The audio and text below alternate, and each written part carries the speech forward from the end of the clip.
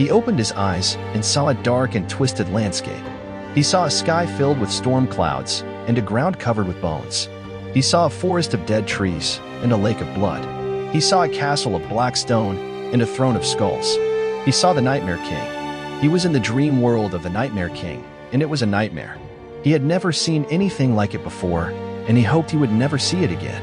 It was a place of horror and madness where the Nightmare King ruled with an iron fist. He was the master of dreams, and he used them to torture and enslave his victims.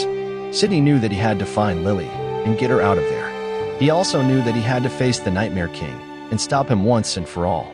He had a personal reason to do so, a reason that he kept hidden from everyone.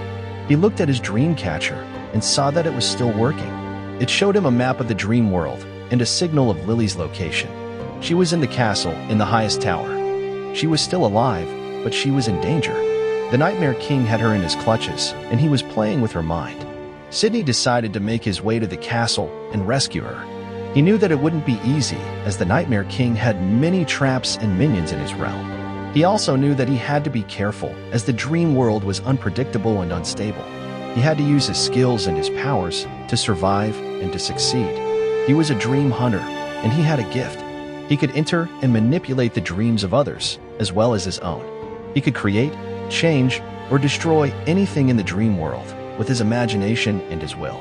He could also sense and control the emotions of the dreamers and use them to his advantage. He was a master of dreams, and he used them to help and to heal. He learned his gift from his father, who was also a dream hunter. He taught him everything he knew, and he had trained him to be the best. He also taught him the rules and the ethics of being a dream hunter, and he made him swear to follow them. He told him that being a dream hunter was a privilege and a responsibility, and that he had to use his gift for good and never for evil. He had also told him about his brother, who was also a dream hunter. He told him that he had lost him when they were children. He told him that he had been taken by a dark force that corrupted him and turned him into a monster. He told him that he became the Nightmare King and that he had to stop him. He told him that he was his brother and that he was his enemy. Sidney had never forgotten his father's words, and he had never forgiven his brother's deeds. He dedicated his life to being a dream hunter and to hunting the Nightmare King. He searched for him for years, and he finally found him. He had a chance to end his reign of terror and to avenge his father's death. He had a chance to save his brother or to kill him. He started to walk towards the castle, and he felt a presence. He looked up, and he saw him. He saw the Nightmare King. He saw a man in his late 20s, with long black hair, piercing red eyes, and a scar on his cheek. He had a lean and muscular body, covered with scars and tattoos.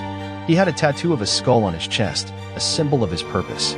He saw his brother, and he felt pain. He saw the Nightmare King, and he heard him speak. "Hello, Sidney. Welcome to my nightmare. I've been expecting you."